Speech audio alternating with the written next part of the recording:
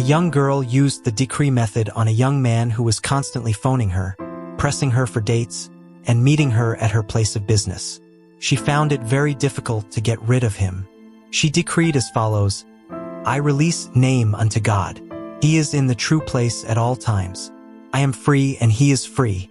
I now decree that my words go forth into infinite mind, and it brings it to pass.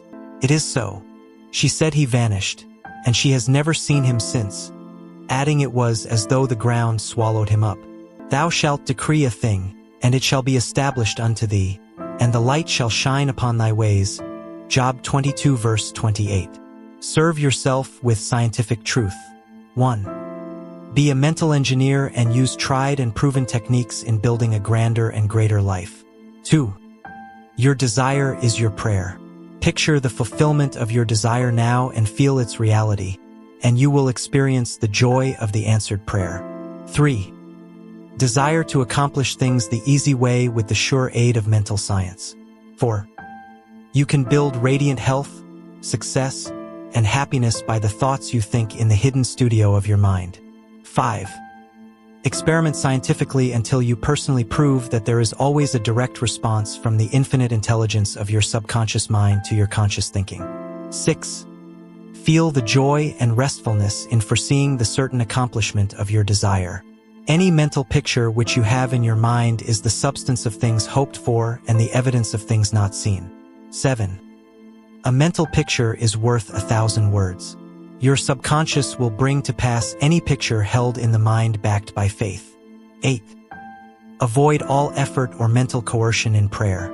Get into a sleepy, drowsy state and lull yourself to sleep, feeling and knowing that your prayer is answered. 9. Remember that the thankful heart is always close to the riches of the universe. 10.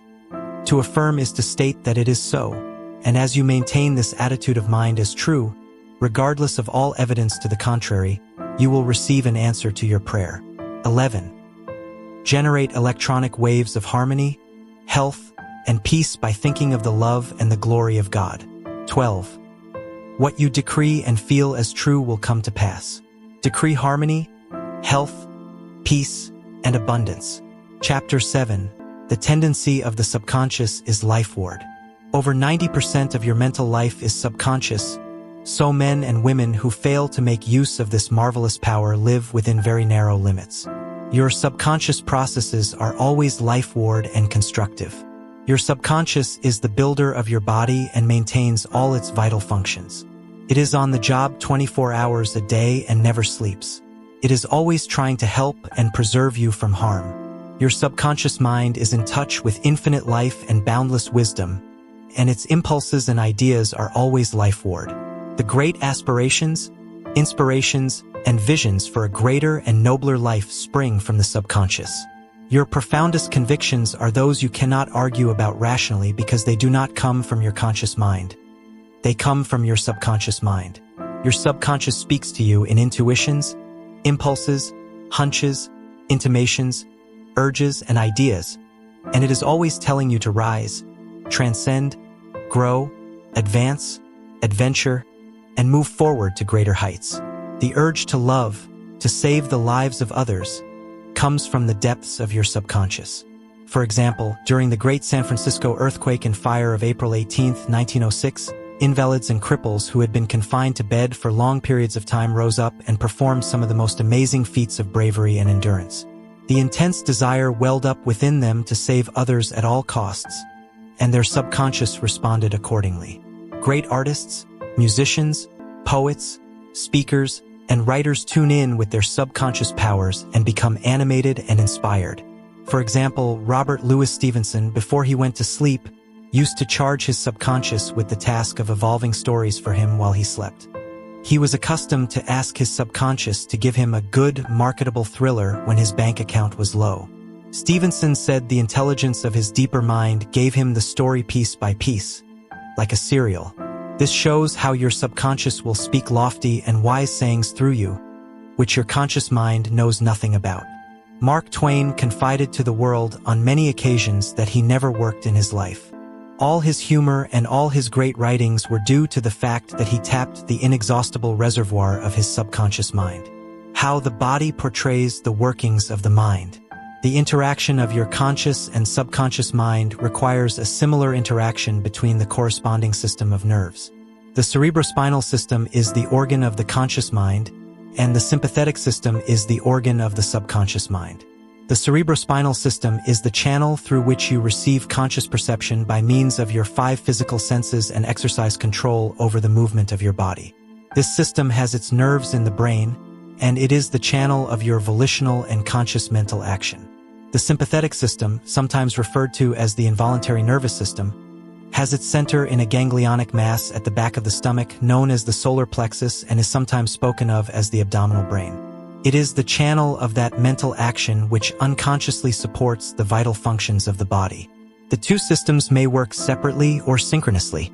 Judge Thomas Troward says, "The vagus nerve passes out of the cerebral region as a portion of the voluntary system, and through it we control the vocal organs. Then it passes onward to the thorax, sending out branches to the heart and lungs. Finally, passing through the diaphragm, it loses the outer coating which distinguishes the nerves of the voluntary system and becomes identified with those of the sympathetic system, so forming a connecting link between the two and making the man physically a single entity."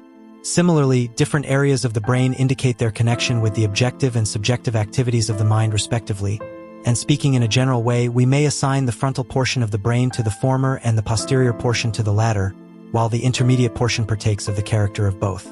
A rather simple way of looking at the mental and physical interaction is to realize that your conscious mind grasps an idea, which induces a corresponding vibration in your voluntary system of nerves. This, in turn, causes a similar current to be generated in your involuntary system of nerves, thus handing the idea over to your subconscious mind, which is the creative medium. This is how your thoughts become things.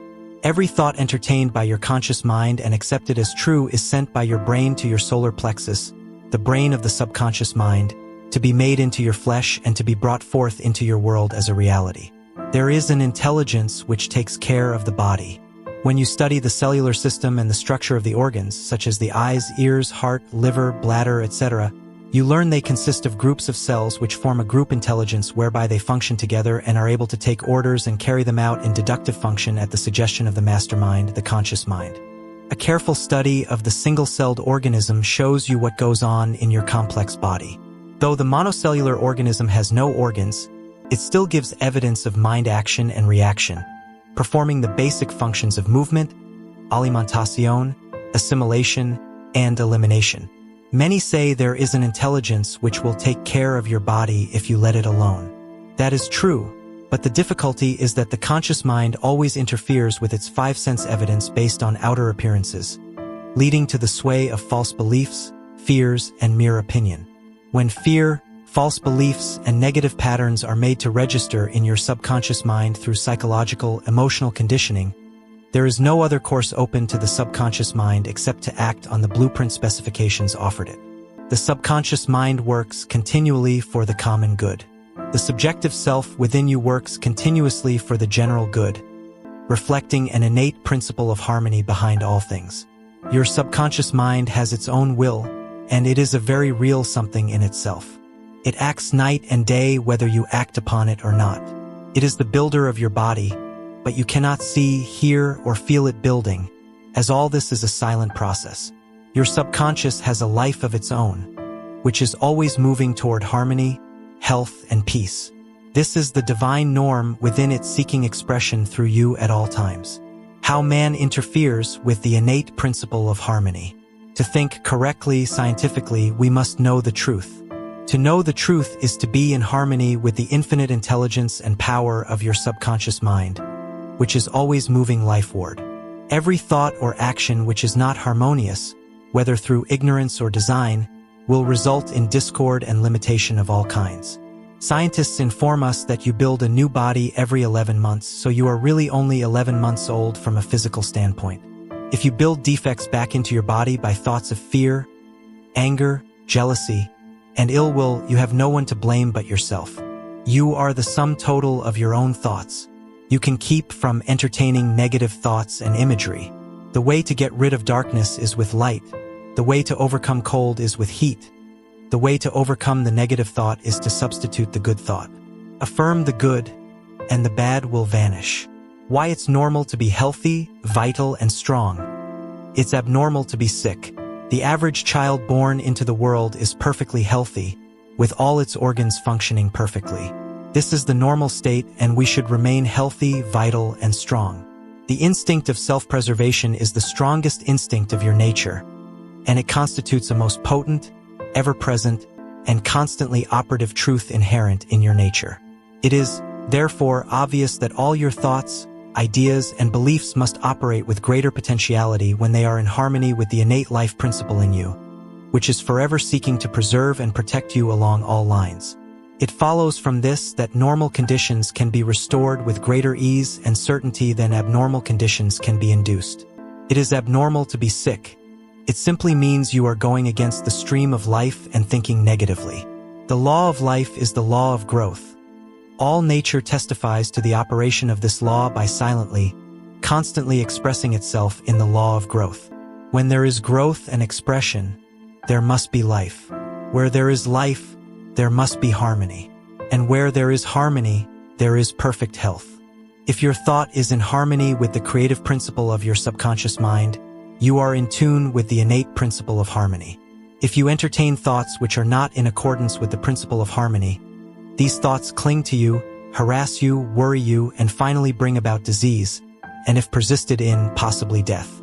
In the healing of disease, you must increase the inflow and distribution of the vital forces of your subconscious mind throughout your system. This can be done by eliminating thoughts of fear, worry, anxiety, jealousy, hatred, and every other destructive thought which tends to tear down and destroy your nerves and glands, body tissue which controls the elimination of all waste material.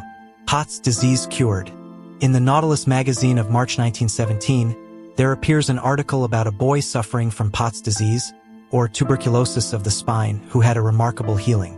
His name was Frederick Elias Andrews of Indianapolis, now minister of Unity School of Christianity, Kansas City, Missouri. His physician pronounced him incurable. He began to pray, and from a crooked, twisted cripple going about on hands and knees, he became a strong, straight, well-formed man. He created his own affirmation, mentally absorbing the qualities he needed. He affirmed over and over again many times a day, "I am whole, perfect, strong, powerful, loving, harmonious, and happy." He persevered and said that this prayer was the last utterance on his lips at night and the first in the morning. He prayed for others also by sending out thoughts of love and health. This attitude of mind and way of prayer returned to him multiplied many times. His faith and perseverance paid off with big dividends. When thoughts of fear, anger, jealousy, or envy drew his attention, he would immediately start his counteracting force of affirmation going in his mind. His subconscious mind responded according to the nature of his habitual thinking. This is the meaning of the statement in the Bible, "Go thy way, thy faith hath made thee whole." Mark 10 verse 52. How faith in your subconscious powers makes you whole. A young man who came to my lectures on the healing power of the subconscious mind had severe eye trouble which his doctor said necessitated an operation. He said to himself, "My subconscious made my eyes, and it can heal me." Each night, as he went to sleep, he entered into a drowsy, meditative state, the condition akin to sleep. His attention was immobilized and focused on the eye doctor. He imagined the doctor was in front of him, and he plainly heard, or imagined he heard, the doctor saying to him, "A miracle has happened." He heard this over and over again every night for perhaps 5 minutes or so before going to sleep.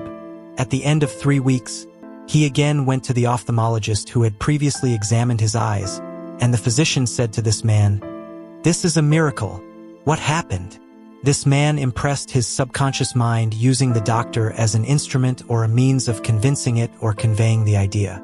Through repetition, faith, and expectancy, he impregnated his subconscious mind. His subconscious mind made his eye. Within it was the perfect pattern, and immediately it proceeded to heal the eye. This is another example of how faith in the healing power of your subconscious can make you whole. Pointers to review. 1. Your subconscious is the builder of your body and is on the job 24 hours a day. You interfere with its life-giving patterns by negative thinking. 2.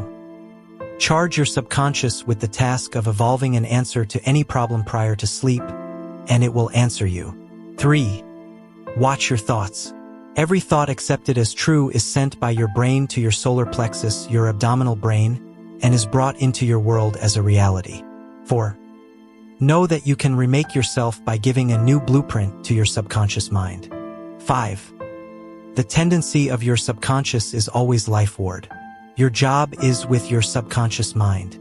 Feed your subconscious mind with premises which are true.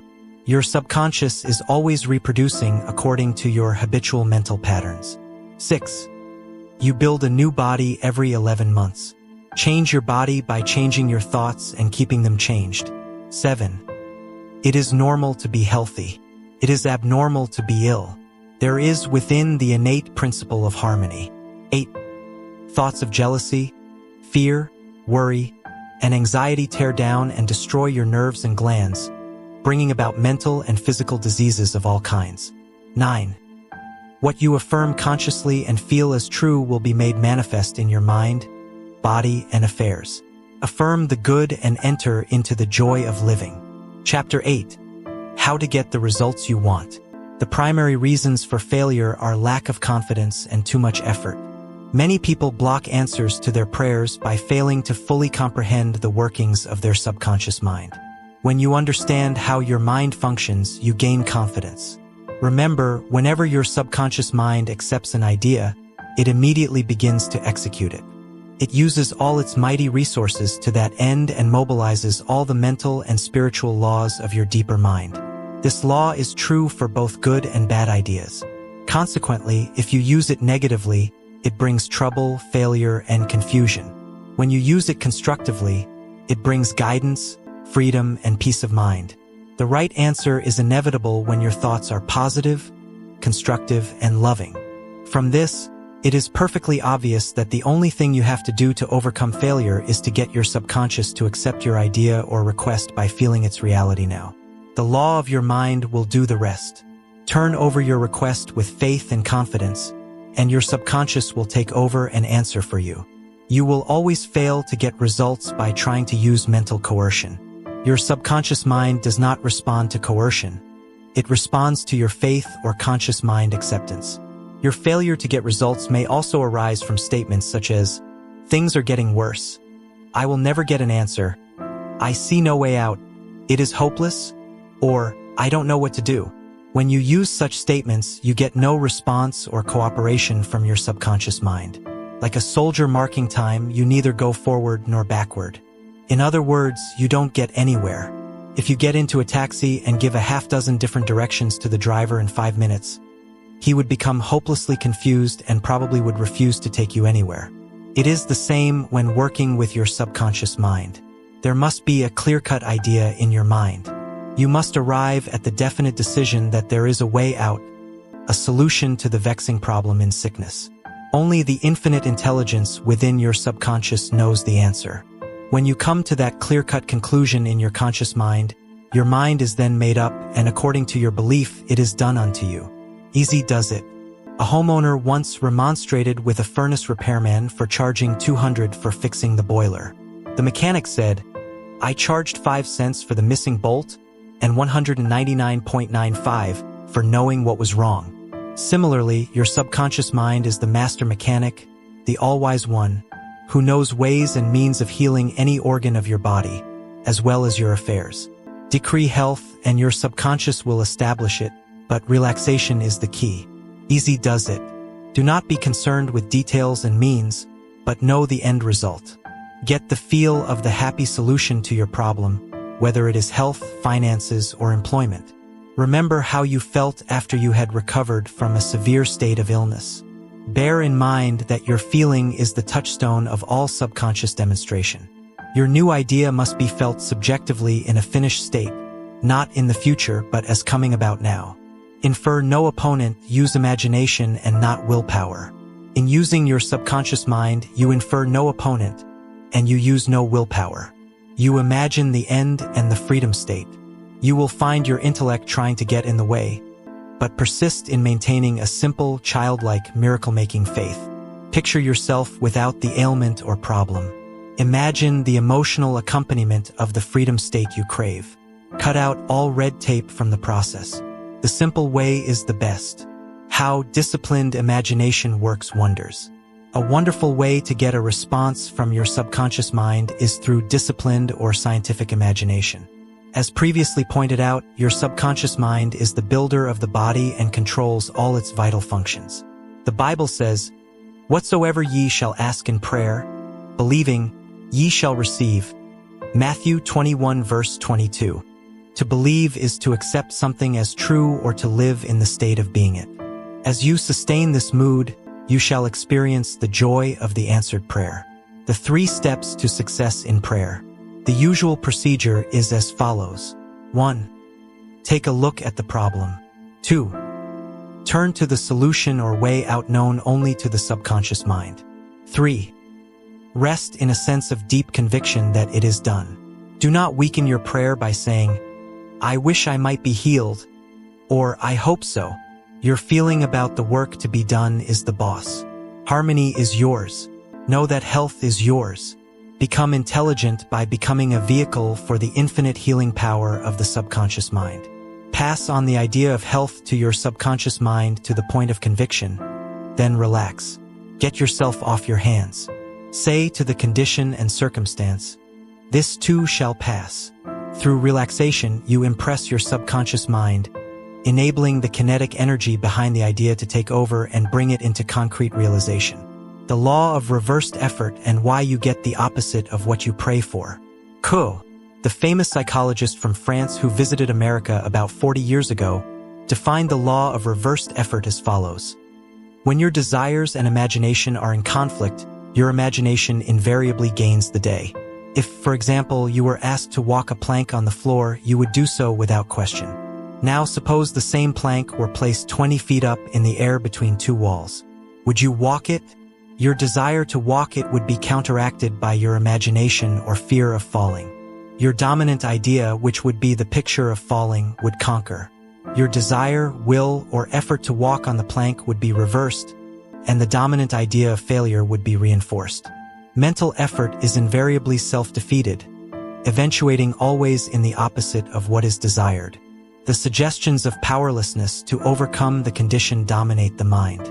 Your subconscious is always controlled by the dominant idea. Your subconscious will accept the strongest of 2 contradictory propositions. The effortless way is better. If you say, "I want a healing, but I can't get it.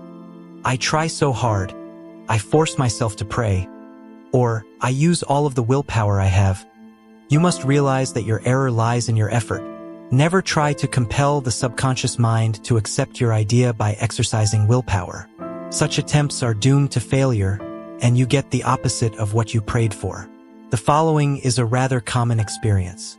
Students, when taking examinations and reading through their papers, find that all their knowledge has suddenly deserted them. Their minds become appalling blanks, and they are unable to recall one relevant thought.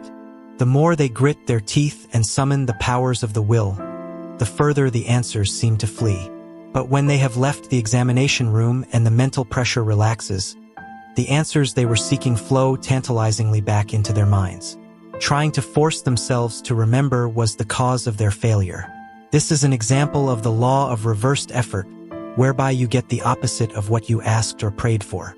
The conflict of desire and imagination must be reconciled. To use mental force is to presuppose that there is opposition. When your mind is concentrated on the means to overcome a problem, it is no longer concerned with the obstacle. Matthew 18 verse 19 says, "If 2 of you shall agree on earth as touching anything that they shall ask, it shall be done for them of my Father which is in heaven." Who are these 2?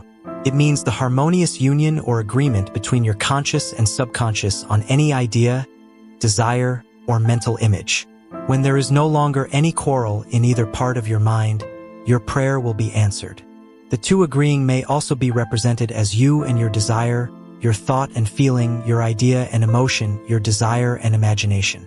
You avoid all conflict between your desires and imagination by entering into a drowsy, sleepy state, which brings all effort to a minimum. The conscious mind is submerged to a great extent when in a sleepy state. The best time to impregnate your subconscious is prior to sleep.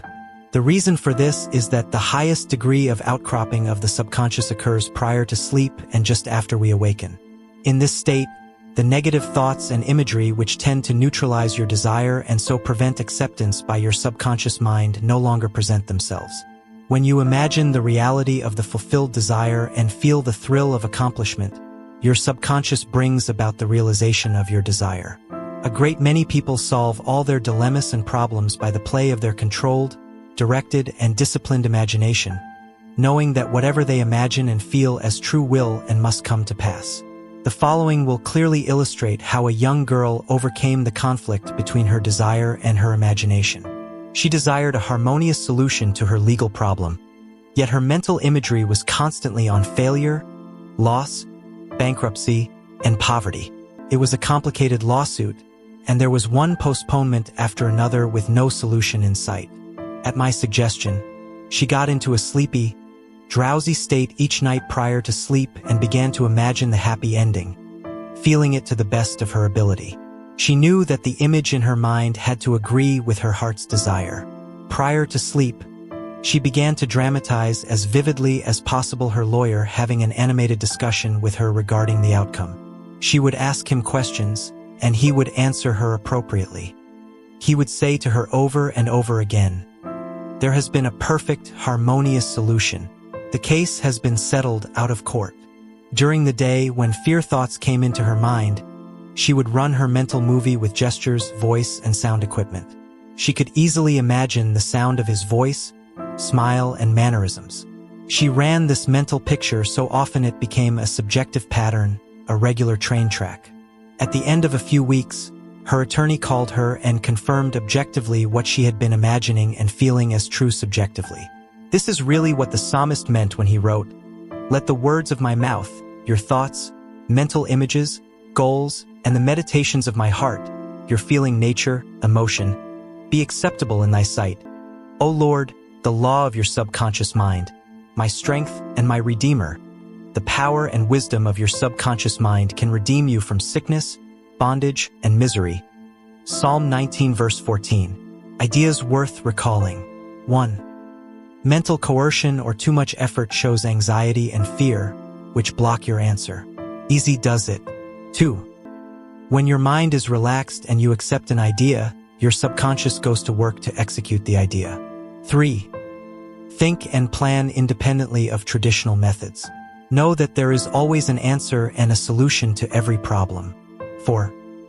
Do not be overly concerned with the beating of your heart, the breathing of your lungs, or the functions of any part of your anatomy. Lean heavily upon your subconscious and proclaim frequently that divine right action is taking place. 5. The feeling of health produces health. The feeling of wealth produces wealth. How do you feel? 6. Imagination is your most powerful faculty. Imagine what is lovely and of good report. You are what you imagine yourself to be. 7. You avoid conflict between your conscious and subconscious in the sleepy state. Imagine the fulfillment of your desire over and over again prior to sleep.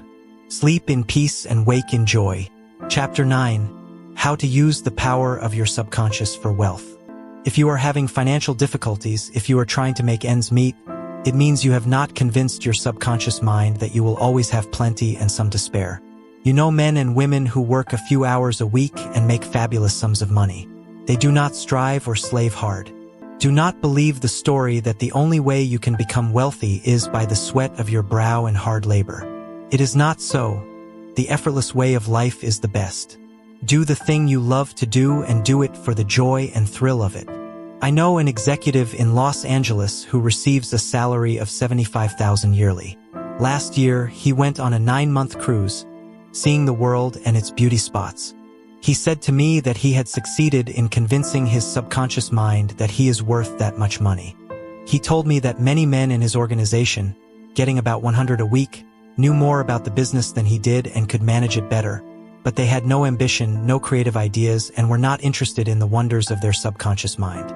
Wealth is of the mind. Wealth is simply a subconscious conviction on the part of the individual. You will not become a millionaire by saying, "I am a millionaire, I am a millionaire." You will grow into a wealth consciousness by building into your mentality the idea of wealth and abundance. Your invisible means of support.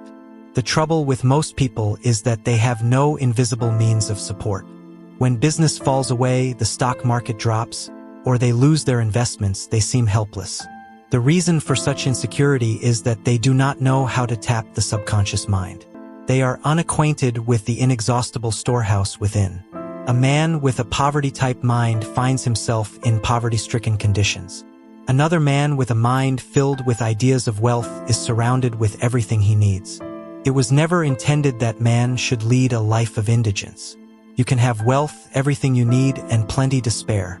Your words have power to cleanse your mind of wrong ideas and to instill right ideas in their place. The ideal method for building wealth consciousness. Perhaps you are saying as you read this chapter, I need wealth and success. This is what you do. Repeat for about 5 minutes to yourself 3 or 4 times a day. Wealth, success. These words have tremendous power. They represent the inner power of the subconscious mind. Anchor your mind on this substantial power within you, then conditions and circumstances corresponding to their nature and quality will be manifested in your life.